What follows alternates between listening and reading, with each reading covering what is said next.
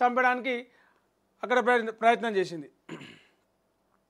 ఇక తులం బంగారం తుస్సన్న వార్త చూడొచ్చు. నిన్న మంత్రి పొంగులేటి ఖమ్మం జిల్లా కూసుమంచిలో పర్యటించే సమయంలో కళ్యాణ లక్ష్మి చెక్కులు పంచుతూ ఉన్నాడు.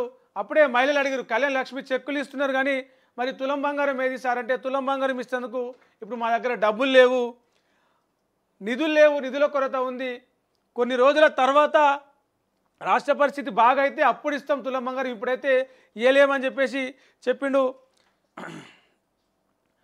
27 మందికి మొత్తం 77 మందికి నిన్న ఆయన కళ్యాణ లక్ష్మి షాదీ ముబారక్ చెక్కులు పంచిండు. అయితే ఆ సందర్భంగా తులం బంగారం ఏదనే ప్రశ్న వచ్చింది. దాంతో మంత్రి దీనిపై స్పందించాల్సి వచ్చింది. తులం బంగారం ఇవ్వడానికి కొంత టైం పడుతుందని మంత్రి అన్నారు.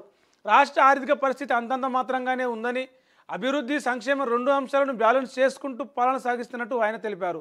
దేవుడు దయ ఉంటే భవిష్యత్తులో ఇందిరమ్మ పాలనలో అన్ని హామీలు అమలవుతాయని మంత్రి పొంగులేటి శ్రీనివాస్ అన్నారు.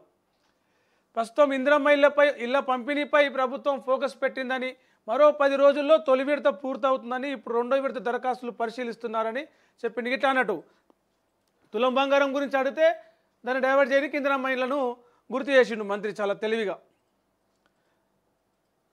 అందుకే జనాలు వాళ్ళు ఉన్నప్పుడే మంచిగుండే, గతంలో కేసీఆర్ గవర్నమెంట్ ఉన్నప్పుడే మంచిగుండే అని చెప్పేసి మాట్లాడుతున్నారు. అంటే ఇట్లా తప్పించుకునే దానివల్లనే కొంత వ్యతిరేకత అనేది పెరుగుతుంది.